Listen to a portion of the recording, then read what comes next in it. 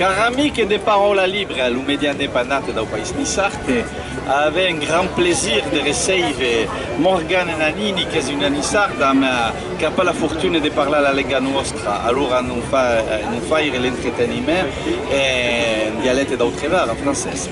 Morgana Nannini, j'ai grand plaisir à vous recevoir sur notre radio, web radio Parola Libre. Et c'est vrai que notre parole est libre et c'est pour ça que les artistes viennent parler librement de leurs œuvres. Vous êtes niçoise, Morgane? Oui, tout à fait. Et je le revendique. Et vous le revendiquez, c'est-à-dire que vous êtes pas seulement niçoise, vous êtes nissarde, c'est-à-dire que vous avez ça au fond des tripes, ce pays, vous aimez sa culture, sa langue, tout ça. Même si on ne la parle pas, c'est pareil, on peut l'aimer parce que nous qui chante, voilà tout ce qu'on entend aujourd'hui. Et vous avez travaillé, vous, dans le domaine de l'art. Expliquez-nous un peu tout ça. Alors en fait, oui, j'ai étudié 8 ans l'histoire de l'art, 3 ans au lycée, puis après j'ai fait une licence à Aix-en-Provence et mon master à la Sorbonne à Paris. Et je suis revenue à Nice parce que j'étais malheureuse loin de ma ville. Et lorsque Jean-Michel Galli m'a proposé une conférence au MAMAC, j'ai dit bon ben super, c'est le moment ou jamais de travailler sur l'école de Nice qui me passionne depuis des années. Et donc là, ça fait 3 ans que je fais des recherches sur ce sujet. Et donc Michel Bounou m'a proposé il y a un peu plus d'1 an d'écrire un essai sur le sujet.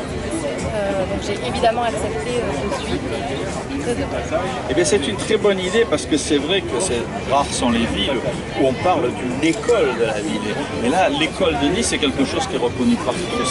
Sans qu'ils l'aient revendiqué d'ailleurs, hein, je pense que vous avez découvert ça au fur et à mesure.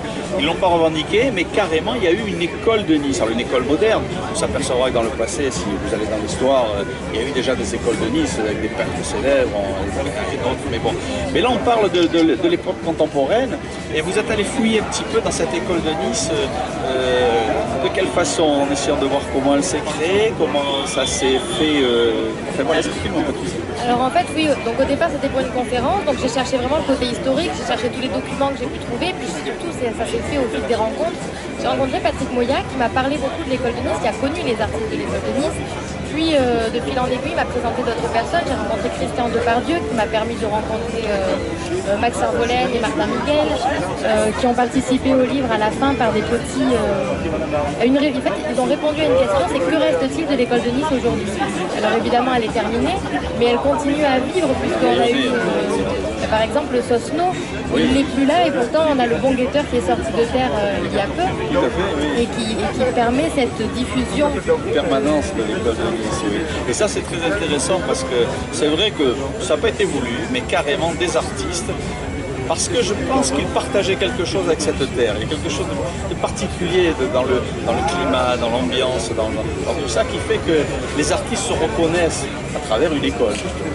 Oui, en fait, ce sont 4 mouvements artistiques qui sont pas forcément nés à Nice, mais qui se sont développés à Nice. Par exemple, je pense à Ben, qui a fait partie de Fluxus. C'était à la base un mouvement qui avait été créé par Georges Massionas, mais il l'a fait venir ici. Il y a un fort potentiel de faire venir des artistes extrêmement connus ici, parce que forcément notre climat, notre lumière, les couleurs qui sont ici.